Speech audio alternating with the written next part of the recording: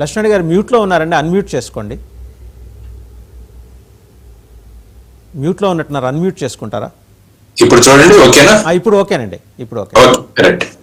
ఇందులో ముఖ్యంగా మనం గమనించాల్సింది ఏంటంటే, మొట్టమొదట ప్రధానమంత్రి గారిని, అదేవిధంగా హెచ్డి కుమారస్వామి గారు, ఎవరైతే మినిస్ట్రీ ఆఫ్ హెవీ ఇండస్ట్రీస్, తర్వాత మన భూపతిరాజు శ్రీనివాస వర్మ గారు, వీరు ముగ్గురు కూడా కేంద్రంలో ఉండి ఈ విధమైన సహాయాన్ని అందించడానికి వాళ్ళు తీసుకున్న చర్యలు ఏవైతే ఉన్నాయో వాటికి మనం కృతజ్ఞతలు వ్యక్తం చేయాలి.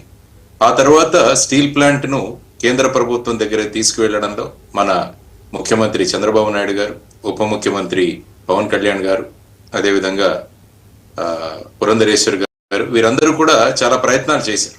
కాబట్టి వీరందరి ప్రయత్నాల ద్వారా కేంద్ర ప్రభుత్వం ఈరోజు ఈ 11,440 కోట్లు ఏదైతే, అందులో 10,300 కోట్లు వచ్చేసి ఈక్విటీ ఇన్ఫ్యూషన్ గాను, తర్వాత మిగతా 1,140 కోట్లు ఏదైతే ఉందో అది ఈ ప్రిఫరెన్షియల్ బాండ్స్ షేర్స్ లాగా వాటిని అడ్జస్ట్ చేయడం, ఈ 2 విధానాలు ప్రకటించారు. సో ఈ విధంగా స్టీల్ ప్లాంట్ చరిత్ర ఒకసారి చూసుకుంటే ఇదే విధమైన పరిస్థితి 1997-98లో కూడా వచ్చింది. అప్పుడు యాక్చువల్గా సిక్ ఇండస్ట్రీ లాగా ఉండి BIFR కు రెఫర్ కూడా చేయడం జరిగింది ఈ కంపెనీ.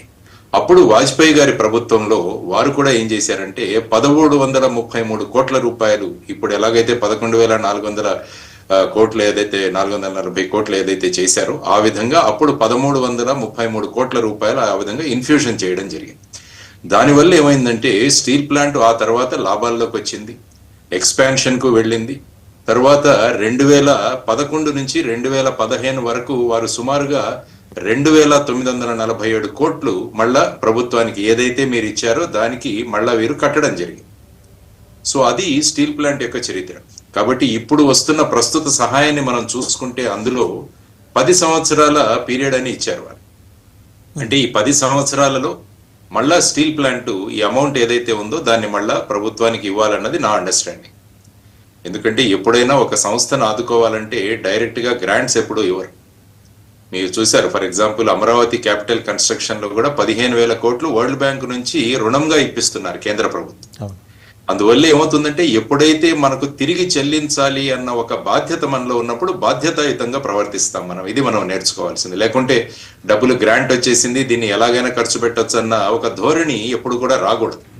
అందువల్ల ఈ 10 సంవత్సరాలలో ఏం చేయగలము అన్నది స్టీల్ ప్లాంట్ వాళ్ళు ఆలోచించుకోవాలి. కాబట్టి ఈ విధమైన పరిస్థితుల్లో ఇప్పుడు మామూలుగా ఇంగ్లీష్ లో అంటాం, now the ball is in RINL court అంట. ఇంతవరకు ఏం చేశామంటే కేంద్ర ప్రభుత్వము, ప్రధాని గారు వీరి గురించి మాట్లాడేవాళ్ళము. నౌ వాళ్ళు ఈ బంతిని ఇక్కడికి విసిరారు. మీరు ఈ బంతిని తీసుకుని ఏ విధంగా చక్కగా ఆడి మీరు ఎన్ని గోల్స్ చేస్తారో అన్న దాని మీద మీ ఎఫిషియన్సీ ఆధారపడి ఉంటుంది. కాబట్టి ఇప్పుడు ముఖ్యంగా చేయాల్సింది ఏంటంటే ఒక అనుభవం కలిగిన ఒక CMDని అక్కడ నియమించడం చాలా అవసరం. ఇప్పుడు మీరు చూసుకుంటే స్టీల్ ప్లాంట్ లో ఎగ్జిక్యూటివ్ డైరెక్టర్ ఆపరేషన్స్ కూడా లేరు. ఆ తర్వాత సుమారుగా 15 ఎగ్జిక్యూటివ్ డైరెక్టర్ పోస్టులు ఉంటే ఒకరు కూడా లేరు అక్కడ. 64 చీఫ్ జనరల్ మేనేజర్ పోస్టులు ఉంటే కేవలం 6 ఉన్నారు.